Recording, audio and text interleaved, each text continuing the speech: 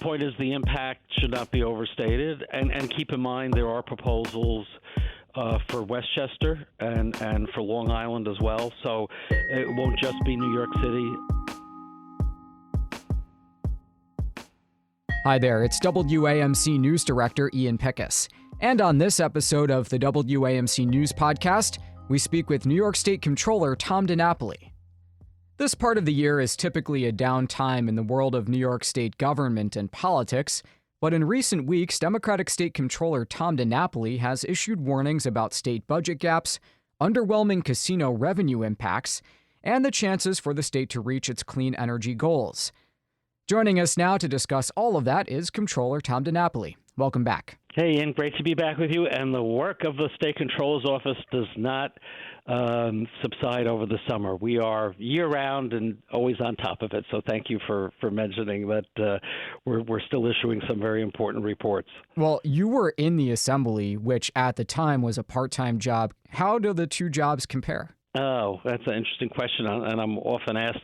I think part of it is the when we're in the legislature, you're very focused on the session, the budget, and then end of session getting bills done, and then you go home to the district and you really spend your time, reconnecting with people in the community. So there's a seasonality about it. There's kind of an intense period, particularly around budget and end of session, and then you kind of do your own schedule back in the district. Whereas the controller's job, it's not tied to the legislative session. A lot of people think we are somehow an extension of the legislative session, but we're not. Our work continues separate from session. So even in terms of my personal schedule, I'm still up in Albany, a couple of days a week, every week, pretty much year round. So I would say, it's definitely in terms of, your body clock and your time management, less intense, as the legislative schedule could be, but more consistently busy year round. There are pluses and minuses with both, but I think the big challenge and why I appreciate your mentioning those reports is that, my job as controller is not a policy job per se, like a legislative role is or the governor's role.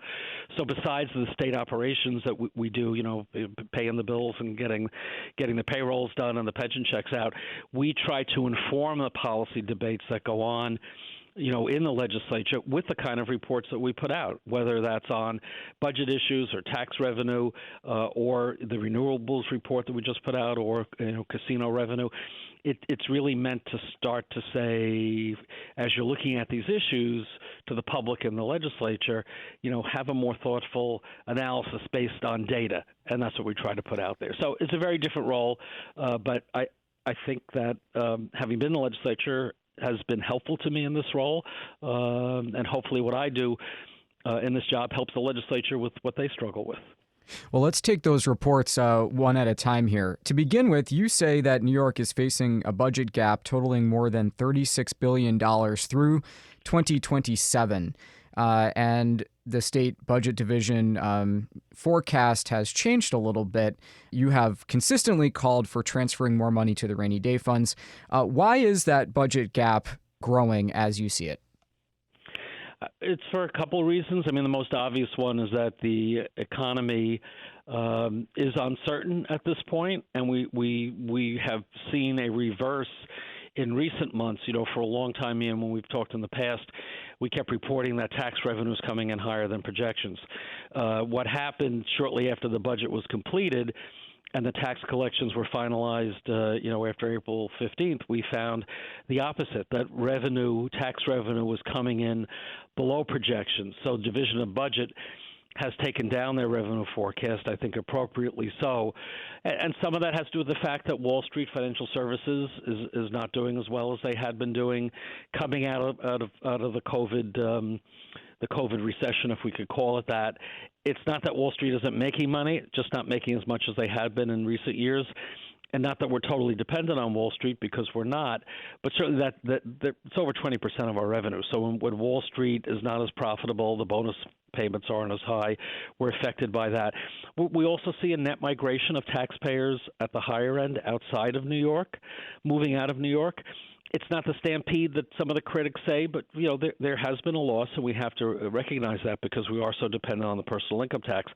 And the bottom line is this economy is very uncertain. We still have many projections of a recession. It hasn't happened yet. We keep waiting for it to kick in. Thankfully, it hasn't, but most of the forecasters still point to that at some point. So I think all of that means, and plus there's obviously new spending as well. So spending going up, revenue being more problematic. I think the Division of Budget was right to take down the revenue forecast, but we now are back in a position we haven't had for a few years, as you point out. Out-year budget gaps, $9 billion, for next year, close to $14 billion the year after that. You accumulated, as you mentioned, $36 billion or so. It's going to be a tougher budget cycle as we go into next year. There's no doubt about it. To what extent do those out-year gaps influence thinking among the legislature and the governor? Because, last year's budget was a record number. This upcoming year, I assume all the people who were funded this year will want the same funding or more next year. Do people worry about 2027 when they're writing the budget for 2024? They should, and too often they do not. I think that's a perspective that I have now being in this position for a number of years versus being in the legislature. When you're in the legislature, your goal is to close down the budget for that year. And especially in an election year, you want to go home and be able to tell everybody how much money you got for schools and environment and other programs. Going home and saying, I held the line on spending, I built up rainy day reserves, that's not quite as popular, especially in an election year. So I think the tendency is, as you point out, to keep the spending and add to it. We don't do as good a job of being as efficient as possible. Our audits always point out opportunities to save money, not to harm programs, but just to spend money more wisely. But, I am hopeful that you will have, instead of short-term thinking, you will have more long-term thinking, because the reality is if you do not get those out-year gaps under control, you're going to have real problems down the road, and you're not going to be able to fulfill the expectations that you could keep the spending going. And while it is very positive that the rainy day reserves have been built up, both the statutory reserves and what we call the informal reserves to really a record level in recent times, those reserves should really be used when there is an emergency, another pandemic, a severe recession. You can use some of it to plug, a short-term budget hole, but the idea of the reserves is not to just keep dipping into them as an excuse not to have the fiscal discipline to do what any budget should do, which is to align recurring spending with recurring revenue, not just for the coming year, but on a long-term basis. And we have not always done a good job of that in New York. Okay, speaking of the future, let's talk about clean energy now. In a recent report, you found that renewable generators in the state will need to produce an additional 200% more gigawatt hours to reach the goals by 2030 that are required under the Climate Leadership and Community Protection Act, which sounds like a difficult road to hoe. Are we in danger of falling short? Well, we put this report out really to be a warning that we need to stay very focused on the task if we're going to meet those very ambitious goals that are in the CLCPA. I think we can achieve them, but we've really got to jumpstart our efforts and recognize that, one of the challenges in the past has been inconsistent funding for these renewable projects. Certain projects started out in the planning process and then got canceled for various reasons, so we've fallen behind. And there has been, in many cases, a delay in the permitting process. Obviously, with some of these projects as well, we know that there is often pushback at the local level. Everybody seems to like, the goal of renewable and clean energy, and then when they hear there might be a pipeline or transmission line, I should say, coming into their neighborhood, they have a different opinion on it. So, if we want to meet those goals, we have to be clear about it. A positive is that to help with the siting issues, we have set up, as you know, in the Department of State, a Office of Renewable Energy Siting, which is meant to expedite the process. So I think the state has taken, some positive steps, but 2030 is not that far away. The goals are ambitious. We've really really have to supercharge our efforts if we're going to meet those goals. Okay, I want to ask you also about your recent report on the revenue from the 4 legalized casinos in New York State. And to boil it down, you basically found that the small local towns that host the casinos, in this case Nichols, Tyre, and Thompson, got a huge boost from having a casino there, but the counties, the city of Schenectady, which has Rivers Casino, and then counties surrounding the casinos received a relative pittance in their total revenue from gaming tax, in some cases 1 to 3% or less than 1%.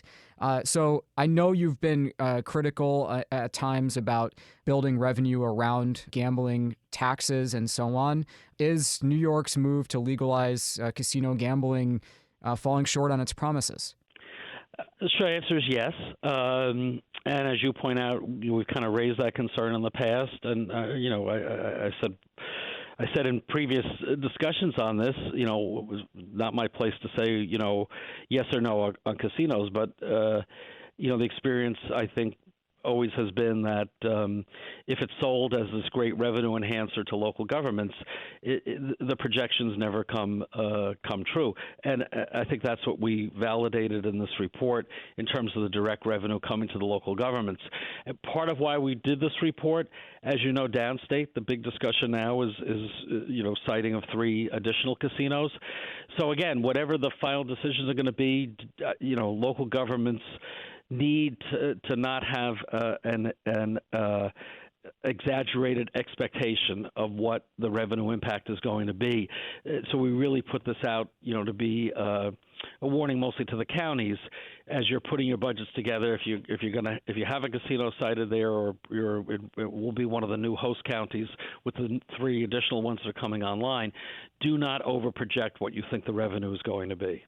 So that's interesting. You had called for an appropriate revenue plan for the downstate casinos that are going to be coming in.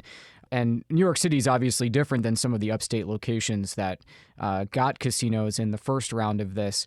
So you don't see that having a huge impact on the local hosts for the next round.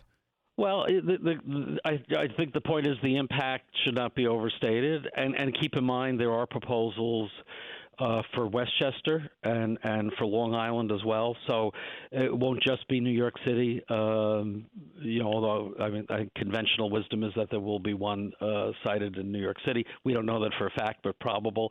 But certainly for Long Island, for Westchester, it should be a warning based on what happened with the upstate casinos. Again, don't have inflated expectations as to what you think that gaming revenue is going to be. Okay, one more thing. How's the pension fund doing right now? Well, we ended March 31st with a slight negative because, last year we did have 2 down quarters because the markets went down.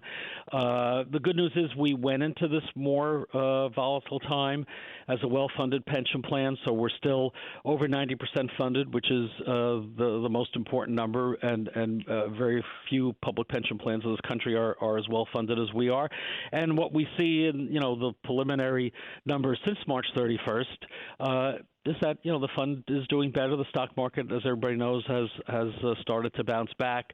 We're not totally reliant on the stock market. We do have a diversified portfolio. So I always remind our retirees and our public workers in the Capital Region and beyond, we have a strong pension fund. We could weather the ups and downs. We're in good shape, and no one needs to worry about their retirement security. New York State Comptroller Tom DiNapoli is a Democrat. Thank you so much for taking the time to speak with us, Comptroller DiNapoli, and we'll talk soon. You bet. Thanks, Ian. All right, that does it for this episode of the WAMC News Podcast. Thanks so much for listening. Until next time, I'm Ian Pickus.